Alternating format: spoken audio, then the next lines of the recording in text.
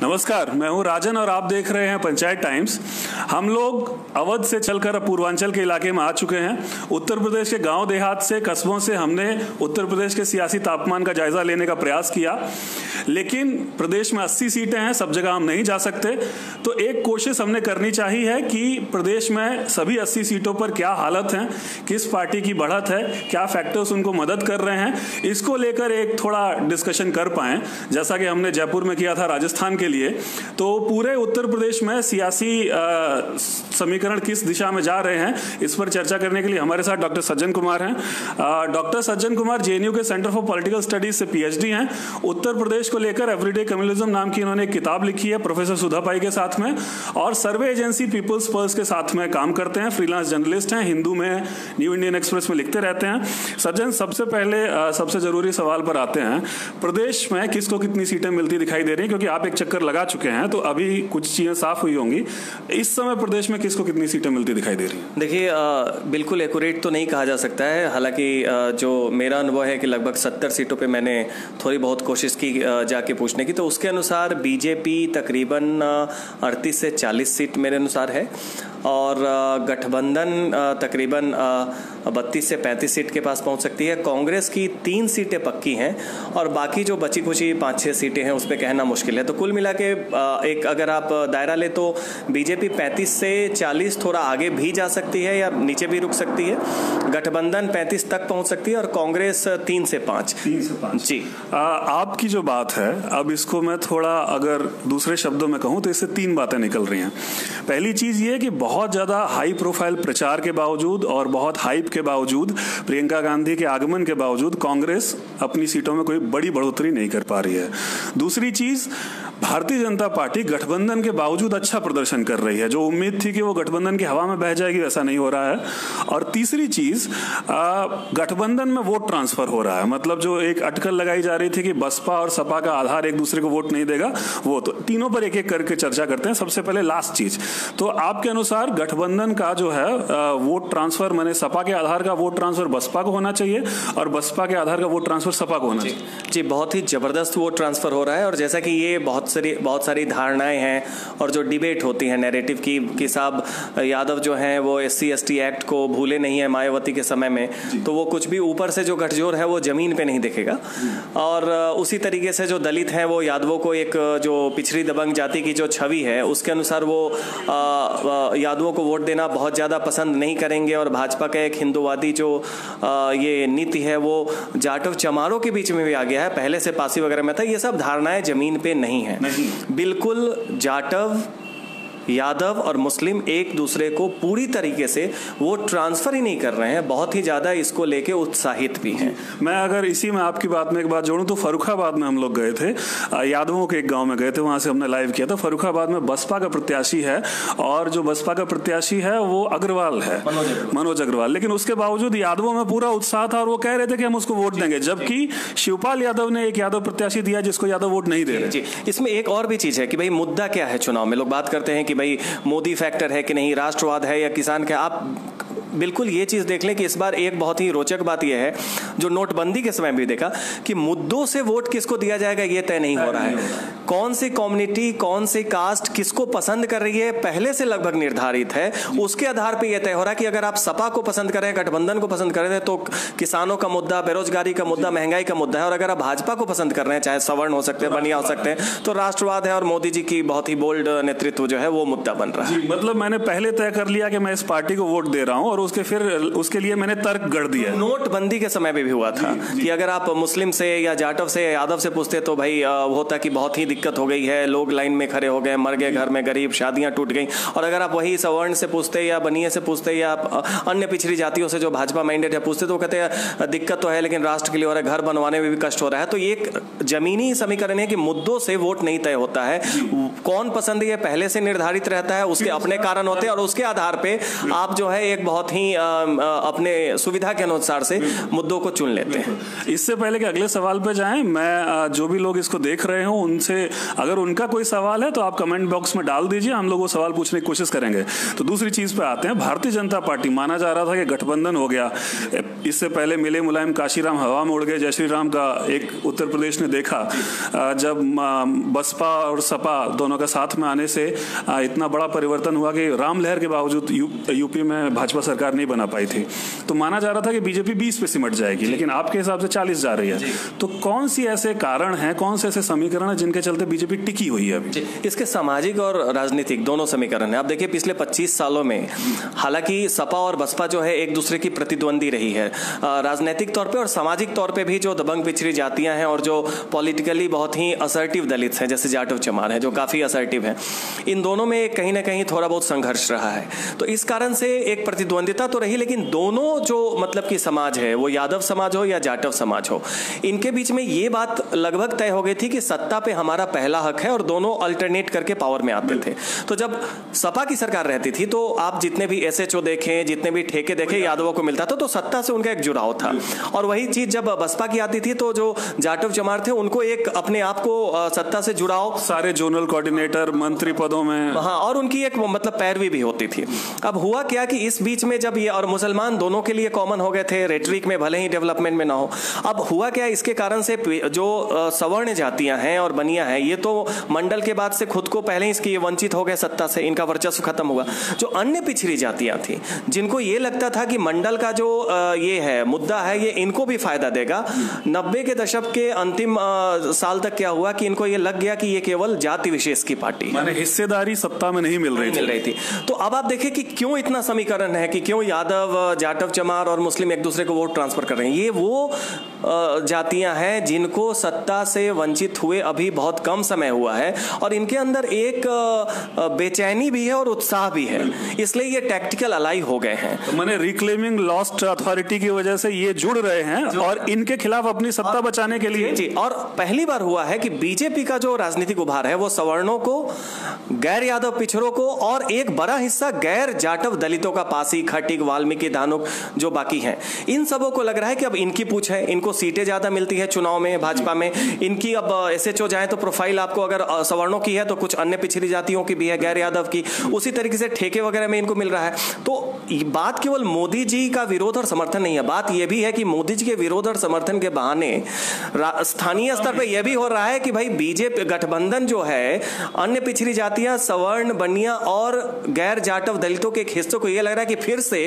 ये दबंग पिछड़ों और राजनीतिक तौर पे असर्टिव दलितों, हाँ, कि वापसी का एक गठजोड़, माने सत्ता में हिस्सेदारी मूल कारण है और मोदी समर्थन या मोदी विरोध उससे गौण मतलब दिखावे के लिए है, लेकिन असलियत में उतना नहीं। जी, राजनीतिक जो समीकरण गठजोड़ है उससे अपने आप एक सामाजिक गठजोड़ और एक फॉल्ट लाइन भी क्रिएट हो गया है। इसी में अगर मैं थोड़ा सा इसको और एलेबोरेट करूं तो एक एग्जांपल है निषाद पार्टी, जो गोरखपुर में गठबंधन के साथ में थी बाई इलेक्शन में, और इस चुनाव में चूंकि उनको सीट नहीं मिली तो वो एकदम से कूद के भारतीय जनता पार्टी। जी, और बिल्कुल यही है कि इस बार का समीकरण बिल्कुल है कि हमारी हिस्सेदारी कितनी है।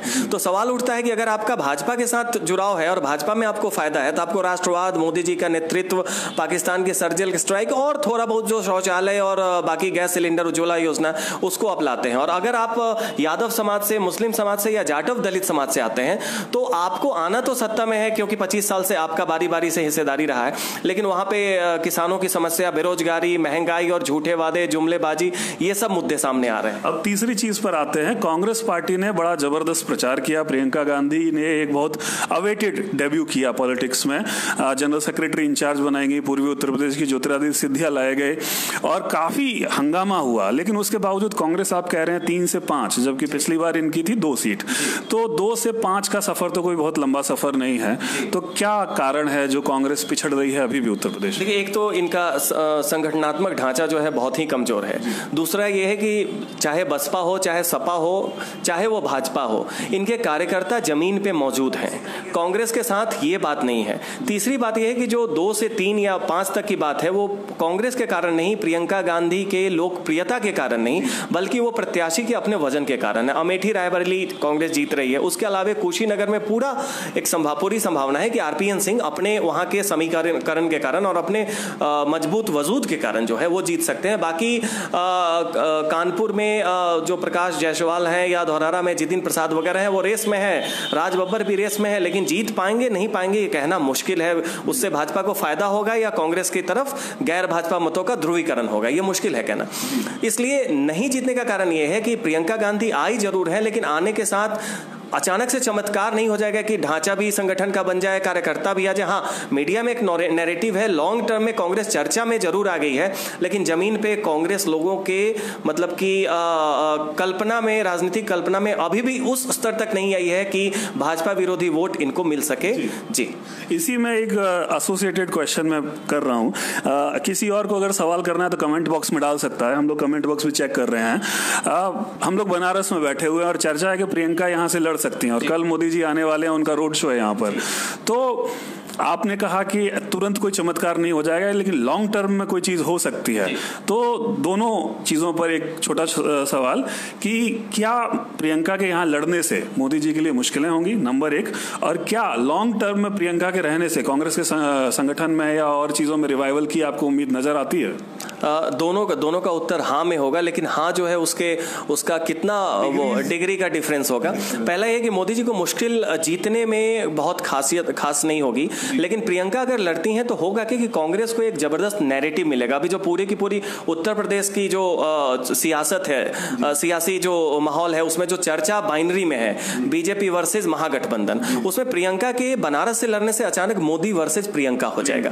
तो कांग्रेस को अचानक से एक नैरेटिव जो है, मीडिया नैरेटिव है, उसमें बहुत ही जबरदस्त फायदा मिलेगा। दूसरा यह है कि बहुत जगह हमने मुसलमानों से भी पूछा कि मान लीजिए एक ख्याली सवाल कि प्रियंका 2022 में कांग्रेस की चेहरा बनती है यहाँ के मुख्यमंत्री के तौर पे, तो उन्होंने कहा कि देखिए साहब, कांग्रेस हमारे दिल में तो है, दिमाग में नहीं है। जी, माने रैशनल चॉइस जब कर रहे हैं तो कांग्रेस नहीं है। तो मुसलमानों ने कहा कि हम देखिए, हम पहले ये देखेंगे कि मजबूत कौन है, चाहते हैं कांग्रेस है तो कांग्रेस को और भी जगह। तो प्रियंका के आने से अगर महिलाओं का एक वर्ग, अगर ब्राह्मणों का एक वर्ग टूट के आता है, अगर दलितों का एक वर्ग, जिस तरीके से वो चंद्रशेखर आजाद से लेके गुजरात में जैसे जिग्नेश मावानी, तो आप देखेंगे पैटर्न है कि कांग्रेस चाह रही है एक नया जनरेशन ऑफ दलित जो असर्टिव है, लेकिन बसपा और एक अंबेडकराइट इंस्टीट्यूशनल पार्टी के खेमे से नहीं आया है। तो अगर ये 2-3 आते हैं तो कांग्रेस कभी भी पहला नहीं होगा सपोर्ट, मुस्लिम कभी भी पहला कांग्रेस को सपोर्ट करने वाला नहीं होगा। वो जब देखेगा कि एक आध तबका और आ रहा है तब वो सपोर्ट करेगा, लेकिन संभावना प्रियंका के आने से लॉन्ग टर्म में कांग्रेस के लिए बन सकती है। माने कोर उनको पहले ढूंढना पड़ेगा, उसके बाद उनका। अच्छा, इसी में एक साथ में जुड़ा हुआ सवाल है। हम लोग चूंकि रुहेलखंड के इलाके से अभी आए, तीसरा चरण का चुनाव हुआ, तीसरे चरण के चुनाव में इमरान प्रतापगढ़ी की सीट जैसे मुरादाबाद हम लोग गए तो कई शबे बारात का दिन था, कई लोग बाहर मिले, उनसे बात की तो सब कह रहे थे कि हम लोग जा रहे हैं वहां शेर सुनने के लिए, वोट लेकिन नहीं देंगे। देखिए, मुसलमानों में गजब की क्लैरिटी है इस बार, क्योंकि उनको पता है कि 14 और 17 मुसलमानों के लिए एक ही तरह के चुनाव थे, जिसमें कि भाजपा का फायदा जो है वो मुस्लिम वोट के बटने के कारण हुआ है। तो इस बार मुस्लिम सीधा ये कह रहे हैं कि भाई इमरान प्रतापगढ़ी का जिन्होंने जिक्र किया, तो वो सीधा वहां से एसटी हसन साहब हैं, तो सब कहते हैं प्रतापगढ़ी बहुत अच्छे शायर हैं, सब कुछ यहाँ आए हैं तो उनका स्वागत है, लेकिन वोट जो है वो उसको जाएगा जो जीत सकता है, और केवल मुसलमानों के वोट से नहीं जीतेगा। गठबंधन को दलितों का वोट मिल रहा है, यादवों का वोट मिल रहा है। तो एक बात जान लीजिए कि मुसलमान कभी भी पहला वोटर नहीं होता है, उसकी साइकोलॉजी होती है कि वो देखता है हमारे अलावे कौन कौन तबका सपोर्ट कर रहा है। तो इस नाते कांग्रेस से चाहे इमरान प्रतापगढ़ी हो, चाहे सलमान खुर्शीद साहब हो, लेकिन मुसलमान कांग्रेस को वोट तब तक नहीं देगा जब तक वो ये नहीं देखेगा कि भाई जाटव और यादव जैसे गठबंधन को उनके साथ दे रहे हैं, वैसा कोई तबका कांग्रेस को भी दे रहा है। तो इसलिए मुसलमान को इस बार कोई कंफ्यूजन नहीं है, वो पूरा का पूरा वोट लगभग सारे जगह गठबंधन को दे रहा है। एक आध जगह जैसे कुशीनगर वगैरह में उसे पता है, या फर्रुखाबाद, वहां भी अभी कंफ्यूजन है, लेकिन अंतिम तक वो वोट जहां भी जाएगा इस बार बटेगा नहीं, वो एक मुश्त जाएगा। चलते चलते आखिर की ओर बढ़ रहे हैं। एक सवाल और जो भारतीय जनता पार्टी के बारे में जरूरी सवाल है, अभी भाजपा ने एक बड़ा सोशल आधार संभाल के रखा हुआ है, जिसमें ऊपर अपर कास्ट हैं और नीचे अति पिछड़े और दलित हैं। तो ये एक बड़ा इनवर्स किस्म का पिरामिड उन्होंने बना रखा है, लगभग 40% का, जिसको वो साधे भी हुए हैं। लेकिन क्या आपको लगता है, अभी तो सत्ता है, तो क्या आपको लगता है कि इसको लंबे समय तक वो साध पाएंगे? क्योंकि वो सहनी जी का जैसे उदाहरण था और उदित राज अभी हाल में छोड़ के भागे हैं। तो जी देखिए, इसमें अभी ये है कि अभी बीजेपी उनको साध रही है और वो बीजेपी को साध रहे हैं। आप अगर देखें, एक बहुत गौर करने वाली बात है कि मैक्सिमम जगह बीजेपी के जो प्रत्याशी हैं लोकसभा में वो कमजोर प्रत्याशी हैं, और बीजेपी का समर्थक जो इन वर्ग से आ रहा है, जो 40% है, सवर्ण, बनिया, अति पिछड़ा और गैर जाटव दलित का एक बड़ा हिस्सा, वो कह रहा है कि प्रत्याशी कमजोर है, लेकिन हम लोग मोदी जी को देख के दे रहे हैं। तो दरअसल यादवों का, मुसलमानों का और जाटव दलितों का विरोध है, वो खुले तौर पे नहीं जाहिर किया जा सकता। लेकिन लॉन्ग टर्म में आपने कहा कि वो क्या सधेंगे या साधेंगे, तो देखिए बिल्कुल ये कैलकुलेशन का गठजोड़ है, बहुत रूथलेस है, बिल्कुल रूथलेस है, ये ट्रांजैक्शनल है अगर आप इसे अंग्रेजी में कहें तो। अब सीधी सी बात है कि लेन देन पर आधारित है, लेन देन पे आधारित है, ये आइडियोलॉजिकल नहीं है, ये सावरकराइट हिंदुत्व नहीं है, ये बिल्कुल कैलकुलेशन है कि अगर हम आपको वोट दे रहे हैं, अगर हम बीजेपी के एजेंडे को अपना एजेंडा बना रहे हैं, ठीक है, तो उसमें हमारा फायदा क्या है। और ये लॉन्ग टर्म में बीजेपी के लिए तब तक मतलब कि एक लंबे समय तक इसलिए मुश्किल होगा कि जिस दिन बाकी पार्टियों ने सुधार करना शुरू कर दिया, जो कि उपचुनाव में हुआ गोरखपुर और इसमें फूलपुर में, कि जब उन्होंने निषाद और पटेल को दिया तो पटेल और निषाद पलट गए। तो यही मतलब, अगर इसी बात को मैं कहूं कि जो सहनी निषाद पार्टी जो है, वो जिस रूथलेस तरीके से, जिस निर्मम तरीके से गठबंधन को छोड़कर या उदित राज गठबंधन भाजपा को छोड़कर, माने एकदम से जंप लेकर सेकुलरिज्म से हिंदुत्व की गोद में चले गए, वैसे ही वो उल्टी जंप भी लगा सकते हैं। बिल्कुल लगा सकते हैं, क्योंकि मूल कारण जो कहेंगे नहीं वो ये है कि देखिए अभी एक बहुत बड़ा परिवर्तन समाज में आप भी देखेंगे, जो समाज की हर जाति जो है वो एक कास्ट कम्युनिटी की तरह तब्दील कर रही है अपने आप को, ऑटोनमस, और हर कम्युनिटी जो एथनिक लाइन में सोच रही कि हमारा तो निषाद को क्या मिल रहा है, राजभर को क्या मिल रहा है, पटेल को क्या मिल रहा है, तो उनके एक नायक हैं अभी। तो आने वाले समय में सीधा इस कैलकुलेशन में अगर उन्हें बेटर बार्गेन जैसे ही किसी दूसरे प्लेटफॉर्म से मिलेगा तो उन्हें रत्ती भर देर नहीं लगेगी पाला छोड़ते हुए या पाला जोड़ते हुए। आखिरी सवाल, बस चलते चलते अगर इन सब चीजों की हम बात करें फेज वाइज, पहले दूसरे तीसरे चौथे 7 चरण में यूपी में चुनाव है, 3 चरण हो चुके हैं, तो फेज वाइज अगर इन नटशेल आप बता पाएं कि क्या स्थिति आपको लग रही है? देखिए मुझे लग रहा है कि गाजियाबाद और ये सहारनपुर छोड़ के बीजेपी हर सीट पे मुश्किल में है पहले फेज में, तो 8 में उनको 2 मिल सकता है, मेरठ पे कह नहीं सकते हैं। दूसरे फेज में जहां पे 8 सीट है उसमें मुझे लगता है कि बराबरी की लड़ाई है, 4-4 हो सकता है, 5-3 हो सकता है।